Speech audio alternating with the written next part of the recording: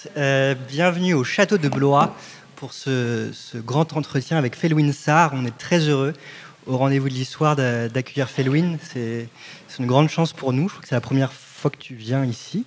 Donc on est vraiment très heureux cette année de t'avoir.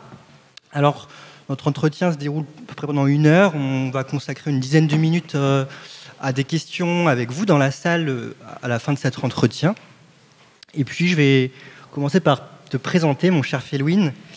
Tu as soutenu une thèse en économie à Orléans en 2016. Il se trouve... 2006. je te vieillis d'abord. Mais il se trouve qu'on avait le même directeur de thèse, ce qui nous lie un petit peu depuis ce moment-là. Tu étais professeur à Saint-Louis pendant environ 13 ans, au Sénégal, à l'université Gaston Berger, dont tu fus le doyen également de cette université. Et tu es aujourd'hui professeur à Duke, aux États-Unis. Alors, c'est une université assez renommée, on la surnomme la Harvard du Sud. Et tu enseignes à Duke la philosophie africaine et contemporaine. Alors, tes travaux de recherche, tu as commencé un peu en pur économiste, en travaillant en économie du développement, en politique économique, mais tu t'es très vite tourné vers une approche pluridisciplinaire en essayant d'aborder toutes les grandes questions des humanités, en abordant la philosophie, l'anthropologie, la théologie également.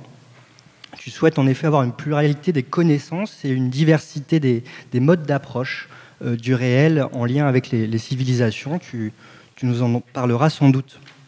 Alors, en 2022, tu as sorti ce livre, L'économie à venir, qu'on peut toujours acheter, coécrit avec notre collègue Gaël Giraud, et qui est publié au Lien qui libère.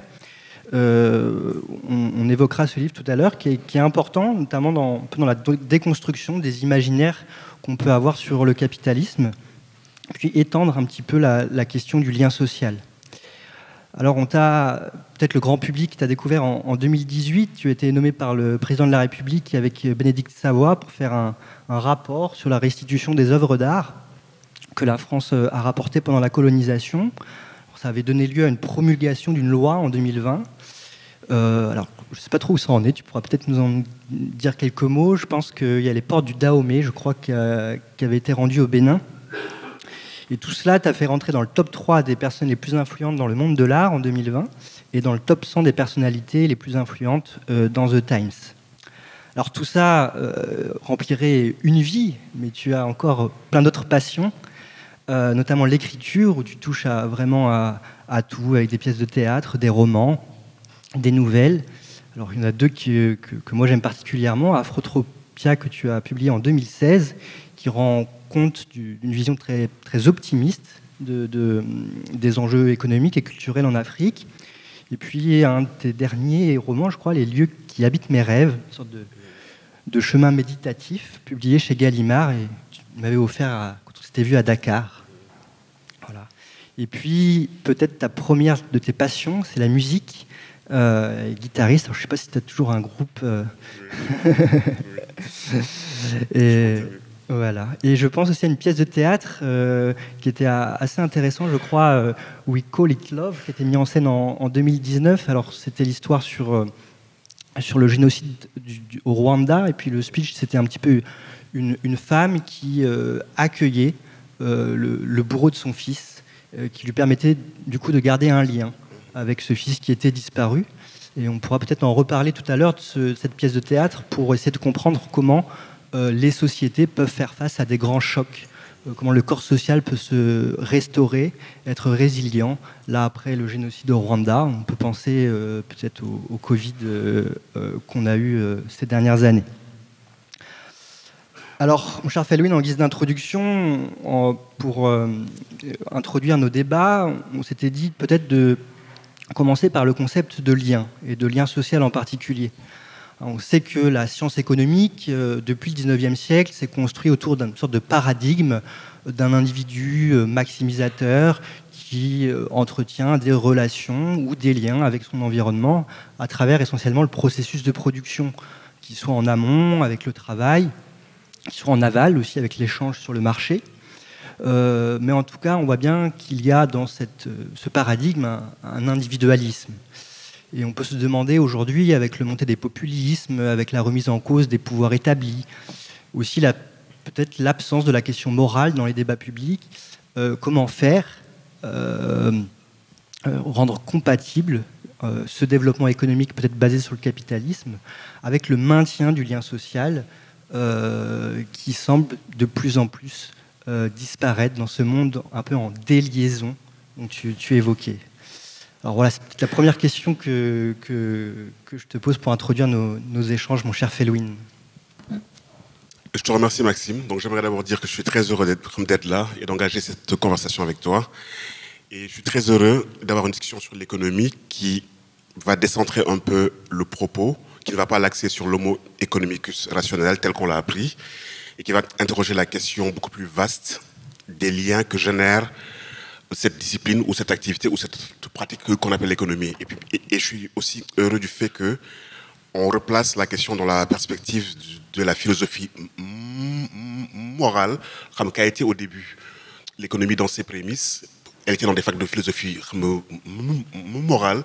Des gens comme John Stuart Mill et les utilitaristes de l'époque se sont posé la question de savoir comment produire, améliorer ou bien créer les conditions du bien-être du plus grand nombre. Et il y a toute une histoire de la discipline. Elle s'est autonomisée, elle s'est formalisée, elle s'est pensée sous le modèle des sciences physiques. Elle s'est pensée de plus en plus comme une science exacte.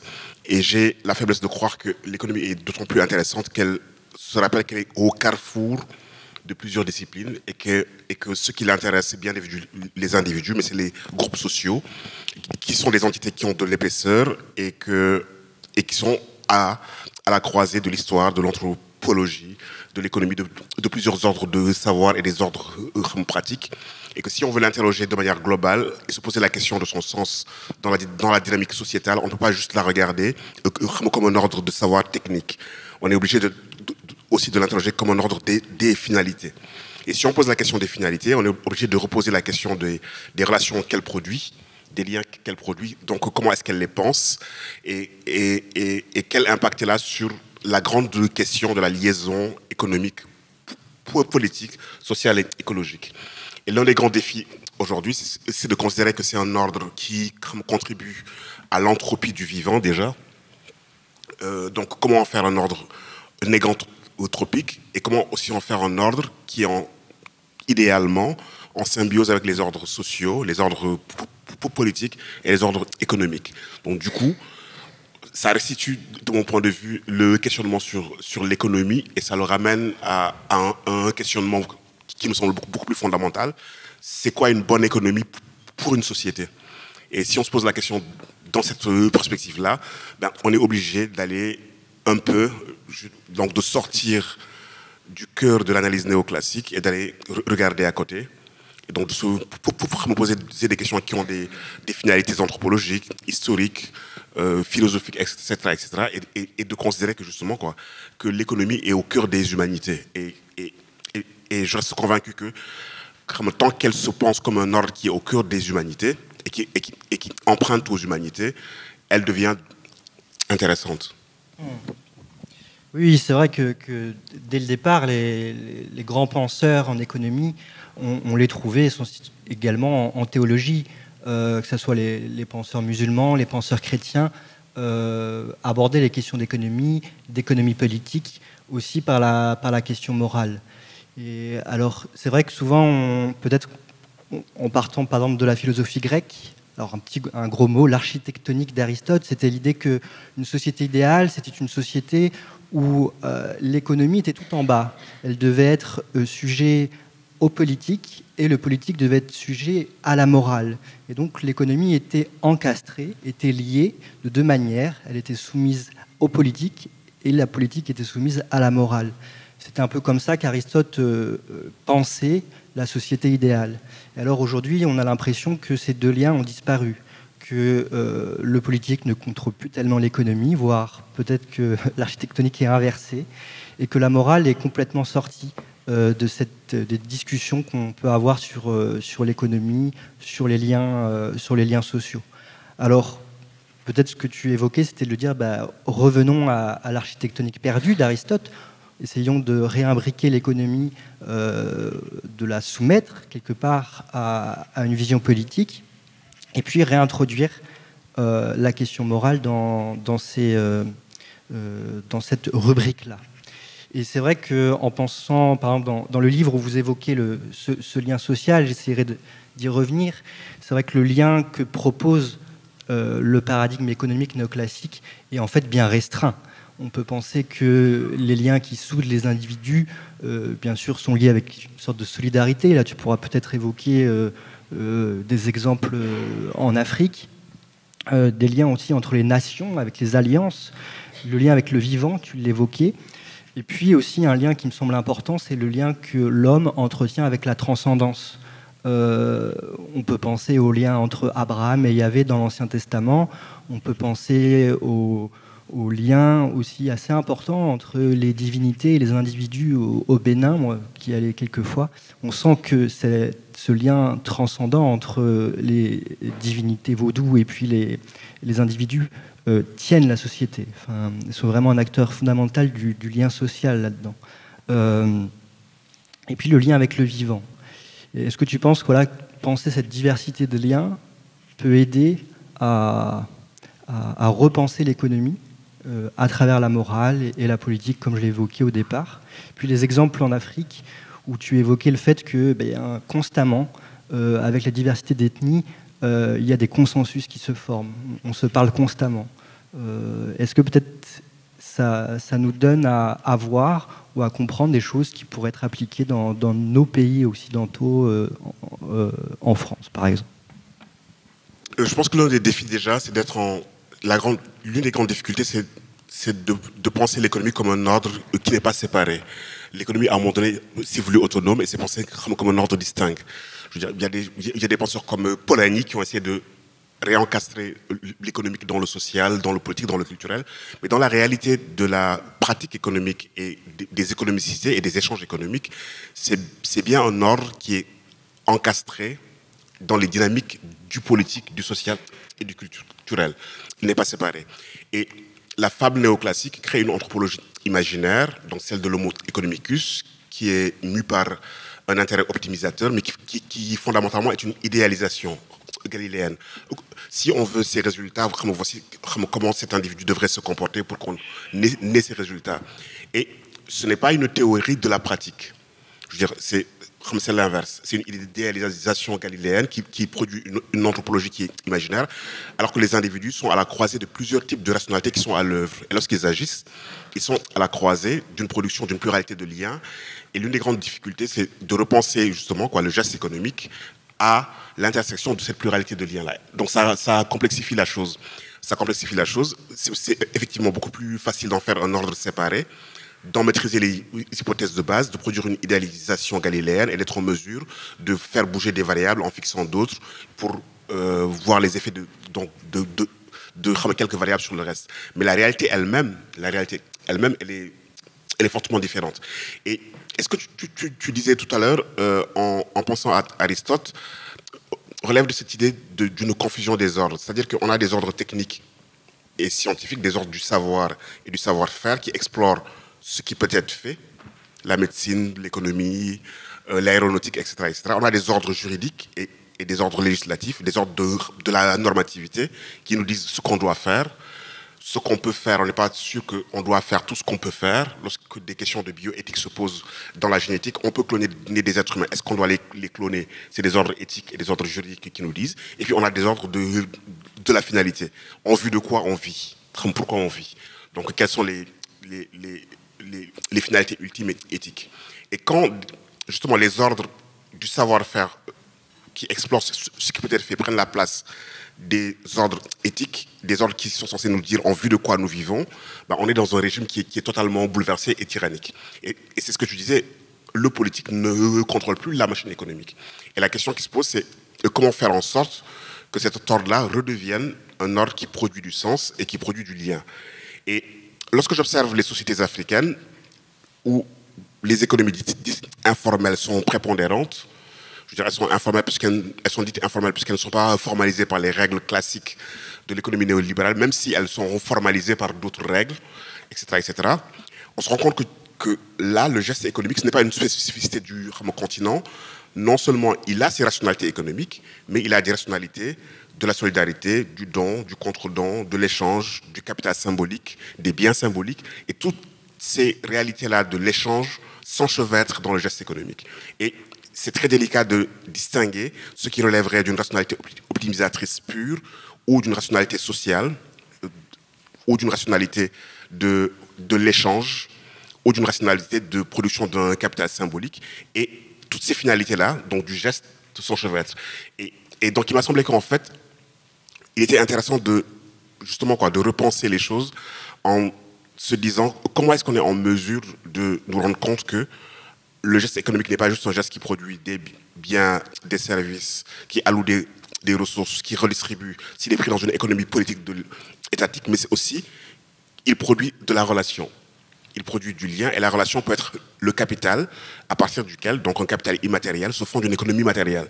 Lorsque je regarde des communautés religieuses au Sénégal, les Mourides, et que j'essaie d'observer leur économie, je vois bien que fondamentalement, le premier actif, c'est le capital de confiance, c'est le capital relationnel qui est construit entre les agents économiques. Et à partir de ce capital relationnel, une économie matérielle est venue se greffer.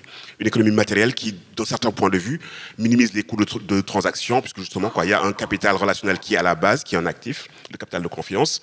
Et ce capital-là, il se produit par une économie de biens symboliques, une économie de la relation. Et que cette économie-là, elle est fondatrice de la prospérité de cette communauté-là. Et il y a beaucoup d'exemples, les Mama Benz au Togo, au Bénin, il y a plein de communautés économiques. Lorsqu'on observe fondamentalement leur manière de fonctionner, on se rend compte que, elles sont justement à la croisée d'une économie relationnelle et d'une économie matérielle. Maintenant, la question qui se pose, c'est à quelle échelle ces économies elles peuvent fonctionner? Est-ce qu'on peut les généraliser? Quelles sont leurs forces et leurs faiblesses? Qu'est-ce qu'on fait avec l'économie globale qui fonctionne à une autre échelle? Comment on s'insère? Donc ça pose des questions intéressantes. Mais ce que je trouve intéressant ici, c'est que ça donne une pluralité de perspectives sur ce que le geste économique doit être ou peut être. Et ça ramène la question de la production du lien immatériel dans la vision de ce qu'est le geste économique, qui n'est plus un geste simplement désincarné et soumis à des fins utilitaristes ou optimisatrices. Et comment est-ce qu'en théorie, on affronte cette difficulté-là? Et ça, c'est une autre question. Comment on affronte la difficulté de la non-séparation de l'ordre avec la réalité sociale qui est dynamique, et aussi comment on affronte la question de la production de sens de ce genre de procédé-là. Quelles sont les finalités et comment est-ce qu'on pense les finalités au regard de ce que l'on observe de la pluralité de ces gestes-là? Oui, donc tu dirais que, par exemple, dans ces sociétés africaines ou dans d'autres sociétés, il y a quelque chose qui préexiste à l'introduction d'une économie marchande, disons. Et cette préexistence relèverait de concepts, d'idées anthropologiques ou spirituelles ou... Je pense que dans toutes les sociétés humaines, avant que le XVIIe siècle, le XVIIIe siècle, des chercheurs en Écosse, en Angleterre, en Allemagne créent la discipline académique, je pense que les sociétés humaines ont toujours eu un savoir-faire économique. On a un territoire, on a des ressources, on a des contraintes, on essaie d'articuler les ressources et les contraintes et on essaie de les allouer et on produit. Et ce qui est intéressant ici, c'est de réhistoriciser donc, ces économicités-là, de montrer qu'en fait, aucune attitude économique, aucun comportement d'épargne, de consommation n'est naturel. C'est le produit de l'histoire, c'est le produit d'un processus dans un contexte d'essais et d'erreurs et une tentative de réponse à des contraintes, et que ce savoir-faire-là existe dans tous les espaces, là où des groupes humains ont existé, et qui n'a pas attendu la théorie économique pour exister. Et donc, du coup, cette culture économique, elle existe dans plusieurs lieux. Et donc, durant longtemps, il y a eu des économies, l'anthropologie économique, Marshall Salins, tous ces travaux-là nous montrent que durant très très longtemps, il y a des économies qui ont été des économies du don et du contre-don, des économies de biens symboliques, où les opérations économiques étaient régies par d'autres critères que les nôtres, mais que fondamentalement, réhistoriciser les comportements des agents économiques, c'est se rappeler qu'ils sont le produit d'une histoire. Et que les univers économiques aussi sont des univers qui sont produits. Il y a des dispositions économiques que la sociologie met dans les groupes sociaux. Et selon les lieux, telle disposition économique est prépondérante, et dans d'autres lieux, telle autre disposition économique est prépondérante. Le calcul rationnel a été réprimé dans beaucoup de groupes humains où c'était spécialisé. On laissait dans le foyer, exemple, dans certains groupes ethniques au Sénégal, donc ce sont les femmes qui ont l'autorisation du calcul, puisqu'elles doivent gérer la famille, donc elles savent les prix au marché. Les hommes jouent les grands seigneurs, ils s'autorisent à ne pas calculer, à prêter, à ne pas se faire rembourser en temps et en heure. Bourdieu a fait des travaux en s'intéressant aux économies kabyles autour de la figure de l'homme d'honneur, qui s'abstrait du geste du calcul, qui lorsqu'il prête, ne demande pas à être remboursé, qui lorsqu'il va au marché, ne paye pas les choses au juste prix. Mais ce qui m'intéresse dans cette histoire-là, c'est de dire que les dispositions au calcul, ce n'est pas des dispositions naturelles, c'est des dispositions que la société introduit. Donc les univers économiques sont produits, les dispositions économiques elles sont le produit de l'histoire et de la sociologie, d'une part, et les comportements économiques sont aussi le résultat de l'histoire. Donc là aussi, ces pratiques-là, elles sont à réhistoriciser bien avant que la discipline en fasse une science avec ses critères, avec son axiologie, avec ses méthodologies. Réintégrer le fait que c'est une production culturelle, que c'est un fait culturel. Oui, et ce que tu dis me fait penser à une question suivante que j'aimerais te poser dans cette idée de remettre l'histoire un petit peu au premier plan. Je voulais avoir ton avis un petit peu sur ce qui nous va faire le lien peut-être avec la crise climatique que nous vivons aujourd'hui, sur l'idée que l'histoire a un sens. La vision de Hegel et de Marx, de se dire que le progrès est inhérent à l'histoire et que l'histoire a un sens. Et c'est vrai qu'on se dit aujourd'hui avec la crise climatique, par exemple, peut-être un grand pessimiste de se dire mais est-ce qu'on va y arriver ?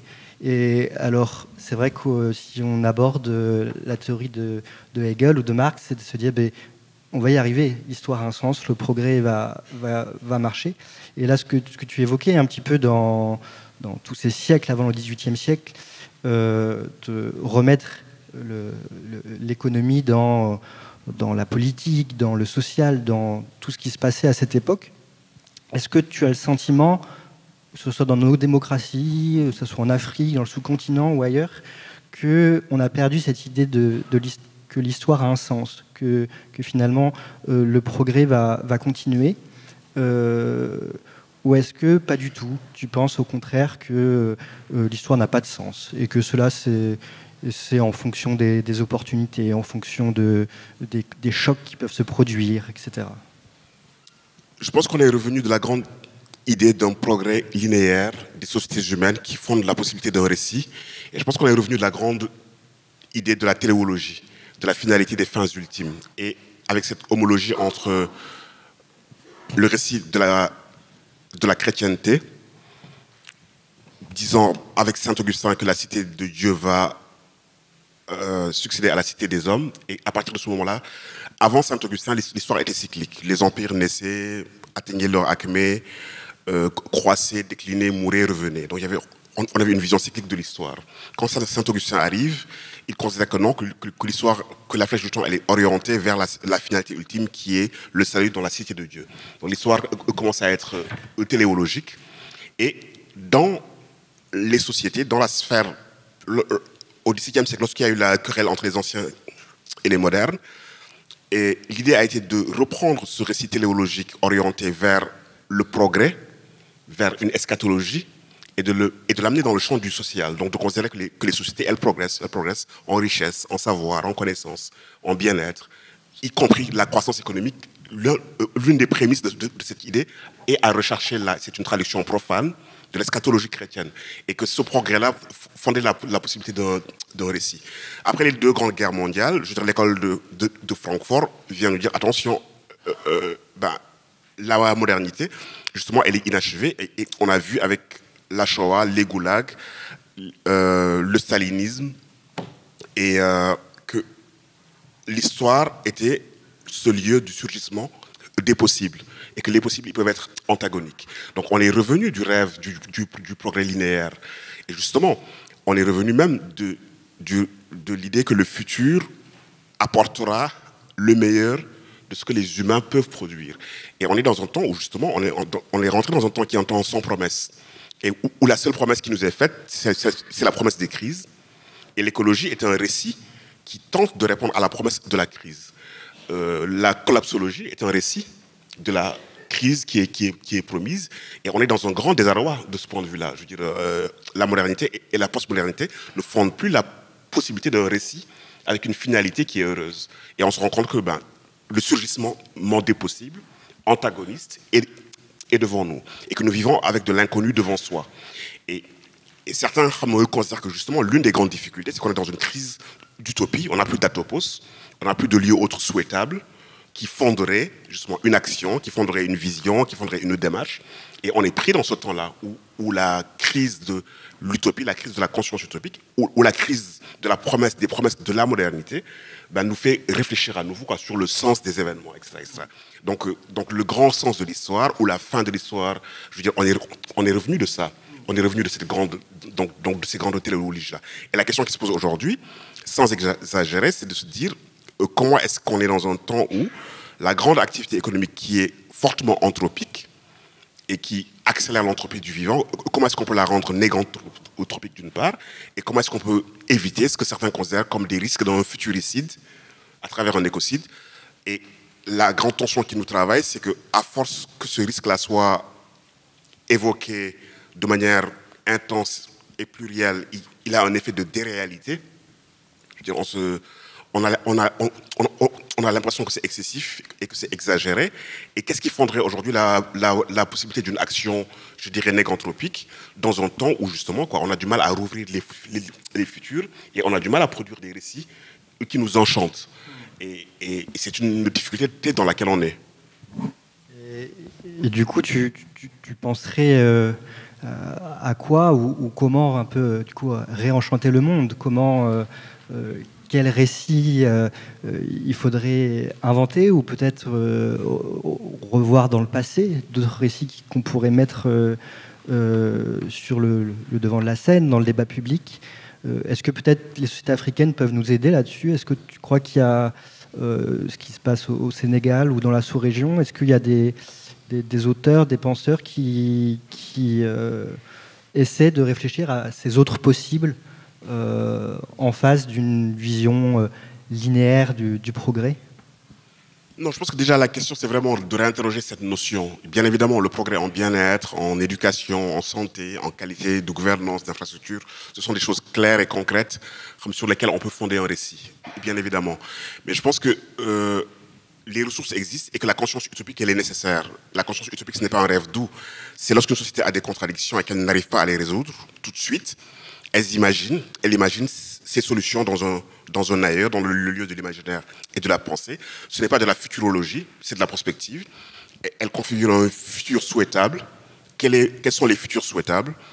Une économie décarbonée, de la paix et de la sécurité, de l'éducation et de la santé, des relations internationales apaisées, etc., etc. Mais ces futurs souhaitables-là, quelles sont les actions que je peux prendre dans le temps présent pour tenter de les faire advenir dans le temps de l'histoire? Comment est-ce que je peux fissurer un réel qui me semble inaltérable? Et c'est ce que Abensour appelle une conversion utopique.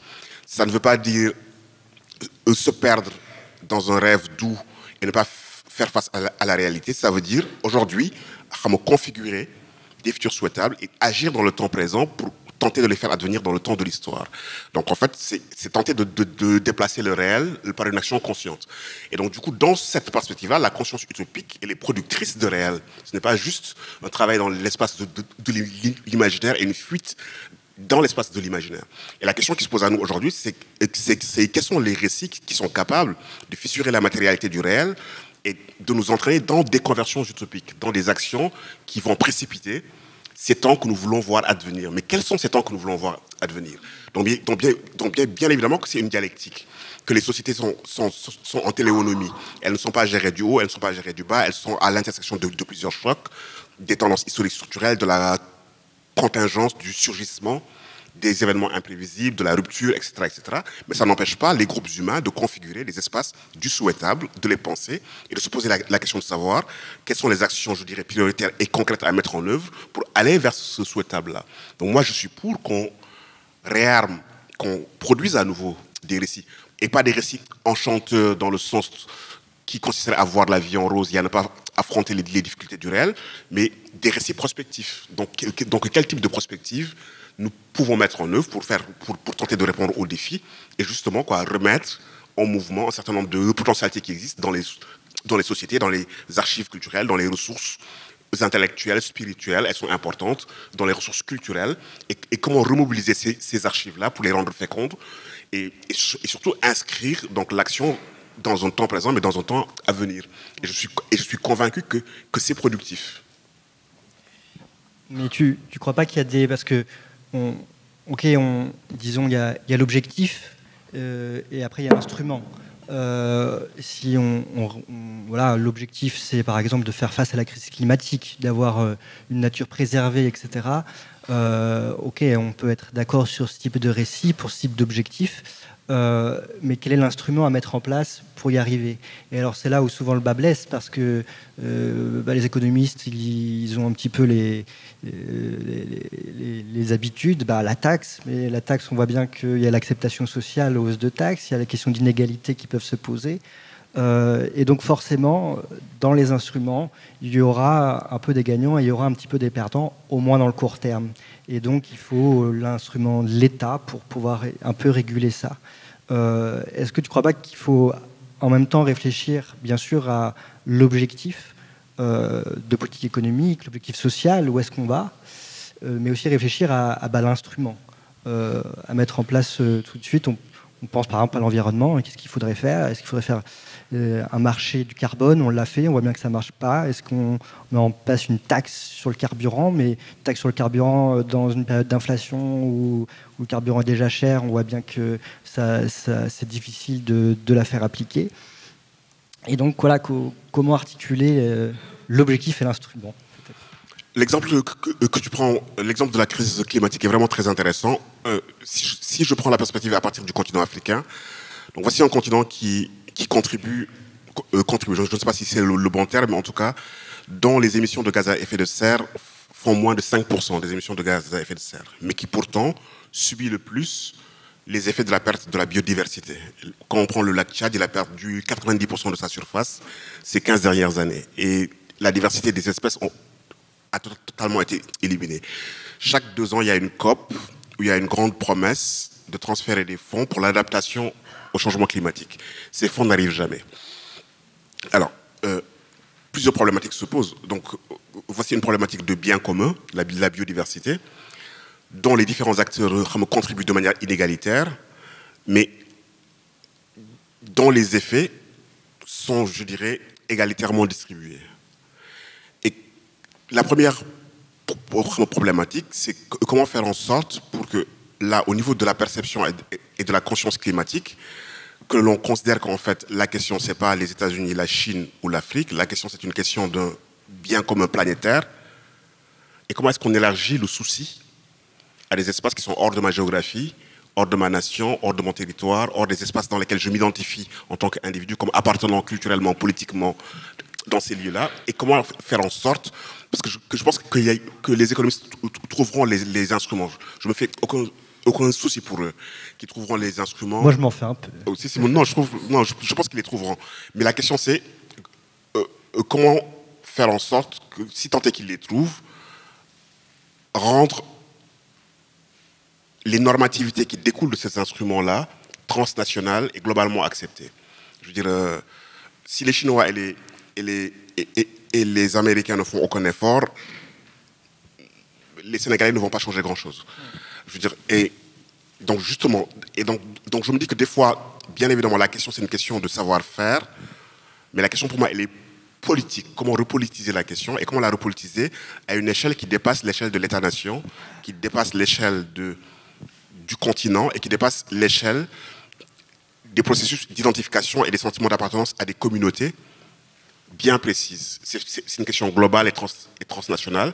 Et comment gouverner, établir des règles à cette échelle-là. Et on voit bien toutes les difficultés que l'on a à faire appliquer des règles. Je veux dire, lorsqu'on a eu la pandémie du Covid-19, on a été obligé de faire un monde de manière négative.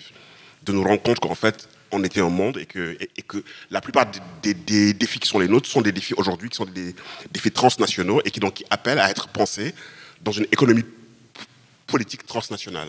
Et comment est-ce qu'on établit des règles acceptables à ce niveau-là? Comment on les fait fonctionner? Comment on produit des normativités qui opèrent? Donc ça aussi, c'est une question d'instrument juridique et surtout, je dirais, de conscience d'une communauté qui se pense à l'échelle de l'humanité, qui ne se pense plus dans l'espace des échelles micro-identitaires pour lesquelles on a été éduqué à nous identifier et à penser à l'intérieur de ces espaces-là. Donc je pense qu'il y a aussi cette problématique-là. Et je voulais en revenir un petit peu à cette idée de gestion des biens communs, dont tu évoquais au début de ton intervention. C'est vrai que pour les économistes, on nous enseigne depuis la licence qu'il y a une sorte de tragédie des biens communs qui vise à dire qu'on a de manière irrémédiable une surexploitation de l'environnement, une surexploitation de la nature qui viendrait du fait de l'absence de droits de propriété bien définis. S'il y a une rivière et que le gars en amont il met un barrage, il va s'approprier toute la ressource et les gars qui sont en aval de la rivière n'auront rien. Et donc on voit bien que cette idée de la gestion des communs, de cette tragédie, est intrinsèquement liée à la notion de propriété, et notamment la propriété privée telle que on l'appréhende depuis le 18e, depuis les Lumières, comme source de liberté. Mais en même temps, si tu citais tout à l'heure Saint-Augustin, on avait des conceptions sur la propriété bien différentes dans les pères latins, dans les pères orientaux, aussi dans les penseurs, dans la tradition coranique. Je pense à Augustin qui était plutôt une vision de destin commun des biens créés, de se dire que si moi, dans ma propriété, j'ai quelque chose qui devrait aller à un pauvre, eh bien c'est que je lui ai volé.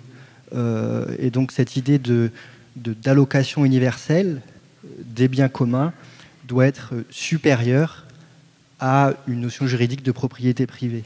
Et est-ce que tu penses qu'il faudrait réinterroger cette notion de propriété qu'on a en tête dans nos paradigmes depuis le XVIIIe siècle comme source de liberté, comme source que l'homme peut gagner sur lui-même, etc. Est-ce que tu penses qu'il ne faudrait pas réinterroger cette notion de propriété pour arriver à avoir une pensée peut-être un peu plus novatrice sur la gestion des communs, de l'environnement et de la nature, comme tu l'évoquais tout à l'heure? Je le pense pour plusieurs raisons. Je pense que déjà, dans l'espace de la science économique ou des humanités économiques, une prix Nobel de l'économie, bien qu'elle vienne de la science politique, comme Elinor Ostrom, donc elle avait montré à l'époque que les deux systèmes d'allocation qui étaient alternatifs, l'État qui régule ou le marché, qu'il y avait un troisième qui pouvait être efficace dans la gestion de la copropriété ou des quais de pêche, et qu'il y avait des moyens de produire du commun, de gérer le commun en dehors des règles que le marché fixe ou que l'État fixe. Mais moi je viens d'une île dans laquelle les quais de pêche sont gérés par la communauté, donc c'est un bien commun. La terre, elle n'est pas vendue, elle n'est pas aliénable. On ne peut pas acheter un lopin de terre à Niodior. Je veux dire, il y a tout un tas de systèmes de gestion de la terre par des processus de gestion du commun que la communauté a produite. Et on se rend compte que dans beaucoup d'espaces du commun, les communautés sont capables de produire des règles de gestion du commun qui sortent de l'alternative État ou marché. Donc il y a une plus grande richesse de procédés et de procédures qui existent. Et bien évidemment, je pense qu'il y a des biens qui devraient être désappropriables, qui devraient être sortis de la possibilité d'une appropriation privée, si on considère que justement ces biens-là sont nécessaires, que ce sont des communs nécessaires à la collectivité et qu'il faut les sortir du régime normatif de la capacité de se l'approprier d'un point de vue privé. Aujourd'hui, la question se pose quant aux orbites géostationnaires, quant à l'espace. On est sur Terre, mais certains individus commencent déjà à penser à la manière de s'approprier un certain nombre d'espaces du commun dans l'espace. Donc je pense qu'il y a une pluralité de possibilités qui excèdent la dualité taxes, règles du marché, etc., ou le tiers, l'État qui régule, qui est au-dessus, etc. Et je pense que dans la pratique, dans la réalité, lorsqu'on observe la manière dont les communs sont produits, dont les communs sont gérés, dans différents cas, dans différentes configurations, on trouve des ressources, on trouve des idées, on trouve des manières de faire, on trouve des procédés qui sont intéressants à examiner. Et je pense fondamentalement que la propriété privée, elle devrait être régulée et limitée, surtout qu'il y a une urgence de préserver des communs climatiques. Il y a une urgence de préserver énormément de communs et que ce régime-là a une histoire aussi. Il vient du droit romain. Et donc, et on peut tracer l'histoire de ces formes de normativité-là. C'est les productions de l'histoire. Elles ne sont pas les réponses les plus appropriées en tout temps et en tout lieu à toutes les problématiques que les humains se posent dans une pluralité de contextes. Et en faisant l'archéologie de la norme, en faisant l'archéologie du monologisme romain qui s'est transformé en droit canonique et plus tard en droit civil, on peut se poser la question de savoir est-ce que cette forme-là, elle est encore appropriée au regard des problématiques qui se posent aujourd'hui dans des contextes différents. Et on peut réinterroger donc cette armature dogmatique qui nous semble tellement évidente qu'on ne l'interroge plus. La propriété privée est devenue une armature dogmatique et en est impensée. Et elle a été naturalisée dans nos processus psychologiques. Et on peut, en faisant un travail historique, se dire voici comment elle a émergé dans tel contexte, voici ses avantages, mais aujourd'hui, dans tel contexte, voici les limites d'un tel rapport aux choses. Et là aussi, c'est intéressant, on peut aller chercher des ressources dans les spiritualités, dans des textes religieux, dans des traditions plurielles, des ressources normatives quant à la gestion des communs nécessaires et vitaux. Merci Chafaloun. Alors là, il nous reste 15 minutes. Alors avant de prendre quelques questions dans la salle, je voudrais t'interroger sur d'autres choses, et plutôt des sujets d'actualité. On profite que tu sois là. On sait qu'il y a une actualité assez riche et aussi peut-être assez triste en Afrique, dans la sous-région, avec la série de coups d'État au Mali, au Burkina, au Niger. Je voulais avoir ton avis sur ce qui se passe en ce moment en Afrique et puis un petit peu le rôle du Sénégal. Là-dedans, on sait qu'il y a des élections bientôt. On se pose un petit peu la question aussi au Sénégal, est-ce qu'il n'y a pas un risque de coup d'État? Est-ce que, comment tu perçois un petit peu les choses dans la sous-région en ce moment? En fait, mon analyse est la suivante. C'est-à-dire qu'on a des régimes démocratique. Au Sénégal, on avait une tradition démocratique depuis Senghor avec ses limites, donc il faut le dire, mais quand même, quoi. Des élections, des alternances, des libertés publiques respectées, une liberté de la presse, une liberté d'opinion. Donc je parle du Sénégal rapidement avant de parler un peu du Burkina, du Mali et du Niger. Et on a des démocraties qui avaient gagné le pari d'être des démocraties électoralistes. Donc on pouvait remplacer un président par le biais du vote sans trop de violence. Mais qui ne se sont pas approfondis en démocratie substantielle et substantive. C'est-à-dire qui n'ont pas partagé le bien-être équitablement, qui n'ont pas renforcé les contre-pouvoirs, qui n'ont pas créé un espace beaucoup plus approfondi de ce que le fait démocratique veut dire, qui n'ont pas rendu la justice indépendante et qui ont laissé la possibilité à un groupe qui avait les moyens de l'État à sa disposition de capturer l'appareil d'État et de le mettre au service de ses clientèles. Il y a tout un ensemble de travaux, Jean-François Bayard, sur la patrimonialisation de l'État. Donc on arrive à un certain moment où les sociétés, elles ne jouent plus le jeu, quoi. Elles se rendent compte qu'en fait, ces formes démocratiques-là, ou ce niveau de démocratie, ou ces expressions démocratiques, sont faites au détriment du plus grand nombre, au profit d'une minorité qui capte les ressources de l'État, et qui nourrit ses clientèles et qui ne produit pas du bien-être, qui ne produit pas de l'équité, qui ne produit pas de la santé, qui ne produit pas de l'éducation et qui empêche la possibilité de configurer son destin. Même au Sénégal. Donc le Sénégal, on a eu un président qui a tenté d'aller candidater pour un troisième mandat inconstitutionnel.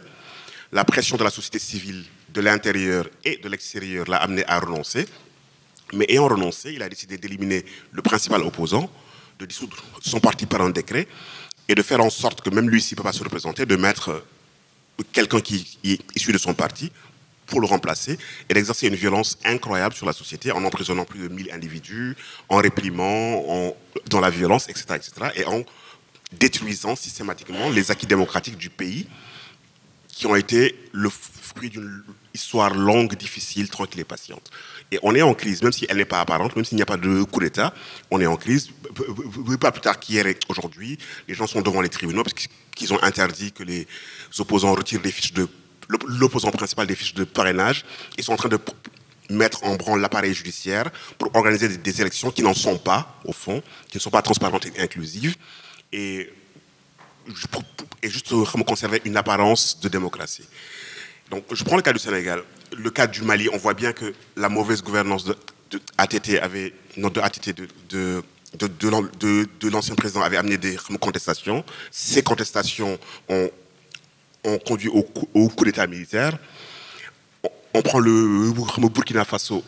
le djihadisme, tout un tas de problématiques reprochées à l'ancien président ont amené les militaires au pouvoir, qui viennent dire ces régimes ne répondent pas aux besoins de sécurité, puisqu'il y a le djihadisme, ne répondent pas aux besoins économiques, ne répondent pas aux besoins sociaux, on les enlève, et puisque justement même ils ne sont pas légitimes de plusieurs points de vue.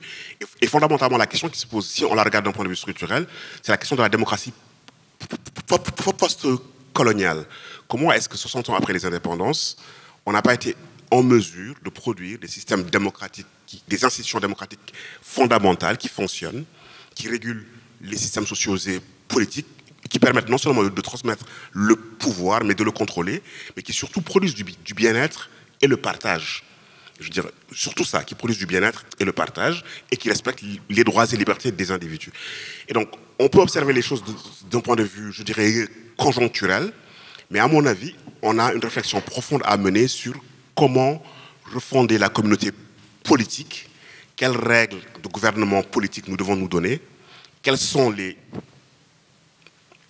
impératifs que nous nous donnons en tant que communauté, donc la question de la téléologie, qu'est-ce que ça veut dire vivre ensemble dans une communauté, qu'est-ce que nous cherchons, où sont les valeurs, où est-ce qu'on met le curseur, et quelles sont les formes institutionnelles que nous devons produire pour atteindre ces objectifs-là, qui sont des objectifs, je dirais, que tout le monde me partage.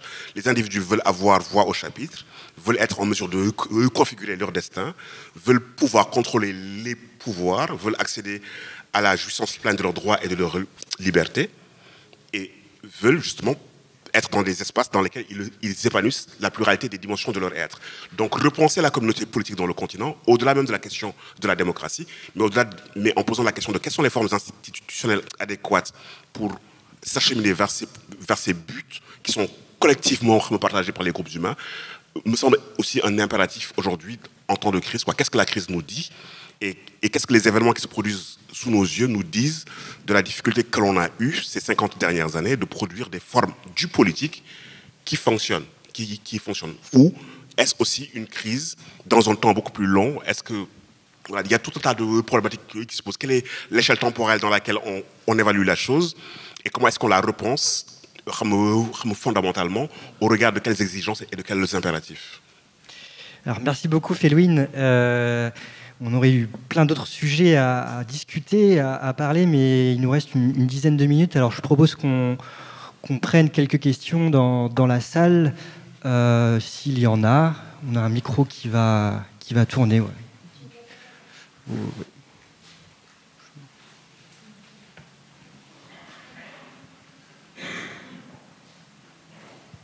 Je vous remercie pour l'expérience de description de la complexité auquel vous êtes attaché, la complexité qui mélange toutes les interactions des disciplines que vous avez bien voulu évoquer, et en particulier une qui m'est chère, c'est le parallèle. Vous avez parlé un petit peu de physique en appliquant, en introduisant le terme d'entropie et négantropie. Alors ça m'a un peu intéressé parce que par rapport aux autres disciplines, j'aurais voulu savoir ce que vous y mettez, tout en ayant en tête une question qui me paraît absente de votre débat. Donc dans un premier temps, je dis qu'il est complexe, dans un deuxième temps, je dis qu'il manque quelque chose. Donc excusez-moi de la citation paradoxale, mais la flèche du temps de l'histoire que vous avez mis en cause, enfin qui a été mise en cause, c'est le produit d'une évolution culturelle, il y a quand même l'aspect démographie. C'est-à-dire qu'en fait, la flèche du temps, elle est presque portée par la démographie. 100 000 hommes au néolithique, 1 million à la fin du néolithique, 1 milliard à peine au début du XXe siècle, et 8 milliards maintenant, ça crée un jeu de contraintes qui peut expliquer la complexité que vous avez soulignée. Un jeu de contraintes qui n'est pas prêt d'être relevé. Et donc là, il faudrait, pour moi, décrire l'entropie et la négantropie sous l'aune de l'observation de la démographie. Est-ce que vous pouvez... Je ne suis pas certain d'avoir été très clair, mais, mais est-ce que vous pouvez apporter quelques éléments de réflexion? Oui, bien, si rapidement. En fait, dans les processus de négantropie, il y a bien évidemment que le fait que l'économie soumet le biotope à son rythme de production à lui, et son rythme de production est décorrélé avec les cycles naturels. Elle ne laisse pas le temps aux ressources de se régénérer. Et ça, c'est l'une des grandes questions. Comment est-ce qu'on est en mesure soit de ralentir le rythme, de laisser au biotope le temps de se régénérer, soit dans le geste de production d'aider les cycles naturels eux-mêmes à se régénérer beaucoup plus vite. Donc c'est toute la question que pose l'économie symbiotique. Comment faire cela? Et bien évidemment, il y a la démographie qui accroît les processus d'anthropisation. Donc le fait que beaucoup d'espaces sont devenus des espaces anthropisés et dans un mouvement accéléré. Ça, c'est une contrainte aussi que je pense que les modélisateurs économiques peuvent résoudre dans des laboratoires en mettant la contrainte écologique dans un système d'équation, etc., etc., et puis en sortant des résultats. Mais une fois que ces résultats-là sont sortis ou qu'une vision est dégagée, comment est-ce qu'on la met en œuvre? Comment on la fait accepter? Qui décide? Quels sont les régimes de normativité? À quelle échelle? Etc., etc. Et je trouve que fondamentalement, les questions, aujourd'hui, elles ne me semblent pas être des questions d'épistémologie et de savoir. Elles me semblent être des questions d'économie politique. Et j'ai le sentiment que le défi le plus important se trouve là-bas. Comment, une fois que la recherche a fait son travail, a une plus grande intelligibilité ou une plus grande intelligence des phénomènes, comment, à partir d'un capital de savoir, on produit des règles, des manières de faire, des pratiques à une échelle importante qui change le réel. Et comment on passe de cet espace-là à l'autre. Et je pense que les chercheurs peuvent être dans des laboratoires et faire leur travail, et c'est normal qu'ils le fassent, mais que j'ai le sentiment, peut-être naïvement, que dans les espaces épistémologiques, dans les lieux épistémiques, on a assez de ressources pour proposer des solutions viables, jouables, envisageables. Et que la question se pose justement dans le transfert de cette intelligence-là, dans la prise de décision et dans la praxis. Et comment on fait cela? Et aujourd'hui, si des démographes s'associent avec des économistes, s'associent avec des environnementalistes et proposent des solutions pour réduire la vitesse de l'entropie, qui les met en œuvre et comment on fait en sorte pour qu'elles soient acceptées à des échelles régulatrices et qu'elles opèrent. Et pour moi, aujourd'hui, c'est l'une des plus grandes difficultés.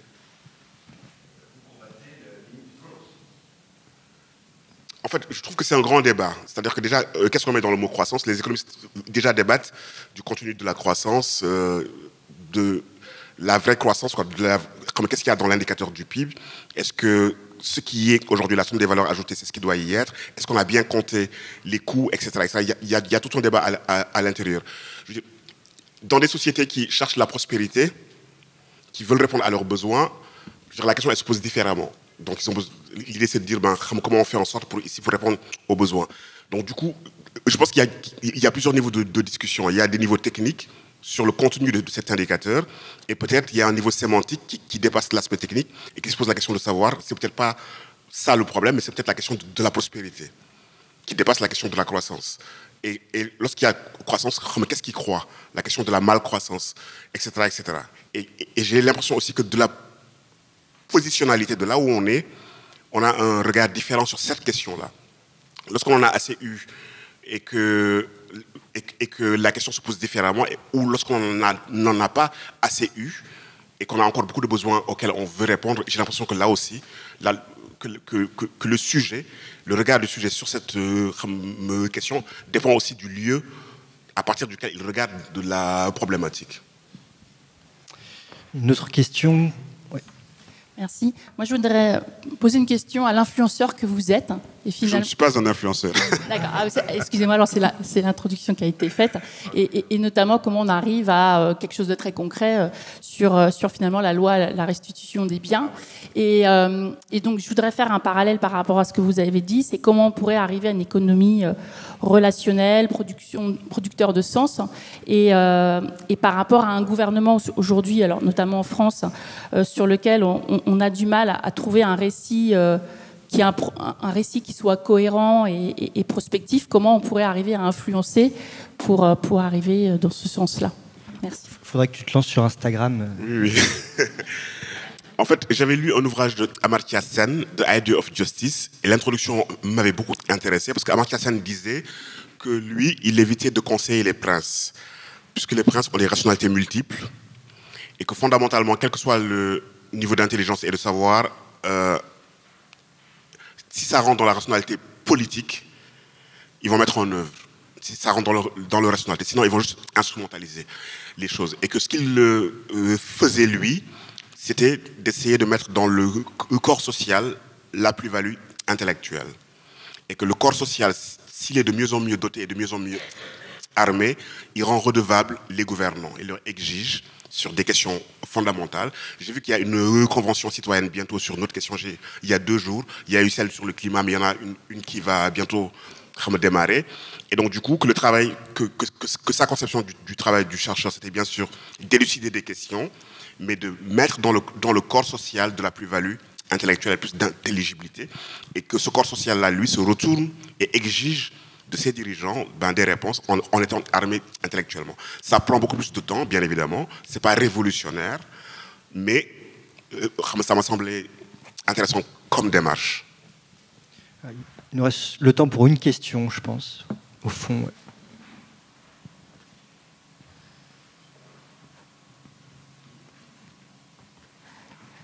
Merci. Je rebondis du coup sur juste les derniers mots. Est-ce que ça veut dire que c'est plutôt à l'avantage d'un gouvernement de ne pas apporter de connaissances à sa population? Comme ça, la population n'a pas franchement à demander de compte en retour au gouvernement, à nos gouvernants, j'entends. Hein.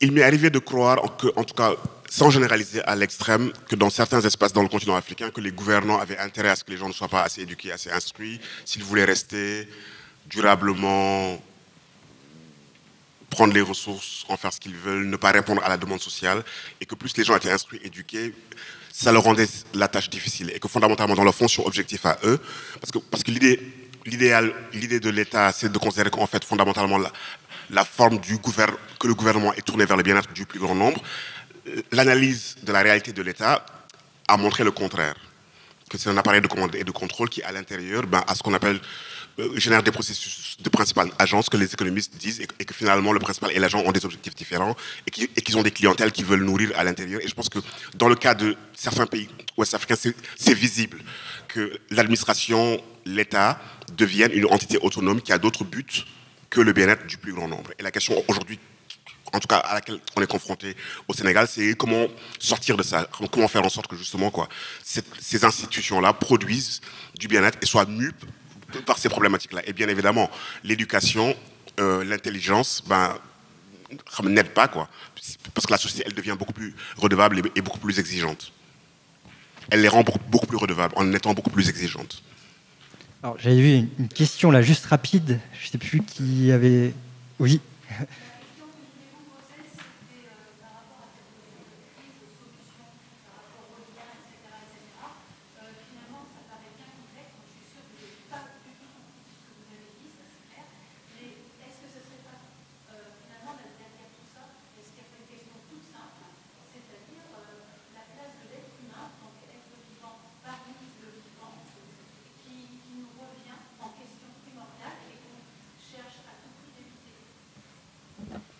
Je suis entièrement d'accord avec vous. J'ai organisé les ateliers de la pensée à Dakar il y a 2 ans autour du thème de les cosmologies du lien et les politiques du vivant. Et la question que l'on se pose, c'est que peut-être que l'une des racines psychologiques de la crise écologique, c'est la représentation que nous avons de notre place dans le vivant. Et c'est le piédestal dans lequel nous nous sommes mis. Et d'ailleurs même le fait que nous nous soyons extraits imaginairement du vivant, que nous ayons une place à part. Et la difficulté que ça pose, c'est comment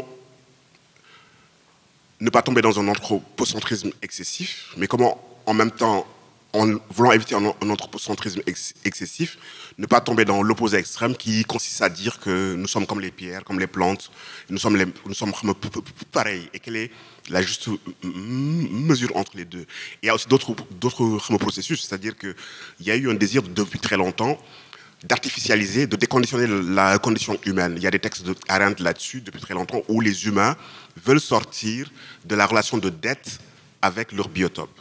La vie nous est donnée, elle est entretenue du fait de notre entour. Je n'aime pas le terme environnement parce que l'environnement nous centre, nous sommes au centre et ce qui nous environne, alors que le terme entour nous met dans une dialectique. Je veux dire, et comment est-ce que cet imaginaire et ce désir de déconditionner la condition humaine, d'artificialiser, d'être nous-mêmes les producteurs de notre condition de vie, de sortir des contraintes de la terre et de l'humus, tous ces imaginaires-là qu'on trouve dans la littérature et dans la science-fiction, comment est-ce qu'aujourd'hui, elle nous amène à produire un geste dévastateur, mais qui aussi s'origine dans les imaginaires de notre place dans l'ordre du vivant. Donc il n'y a pas que les espaces techniques, il y a aussi les espaces du roman, du récit, de la poésie, qui aussi peuvent reconfigurer la représentation que nous avons dans cet ensemble-là. Merci beaucoup, merci à tous. Merci, cher Felwine.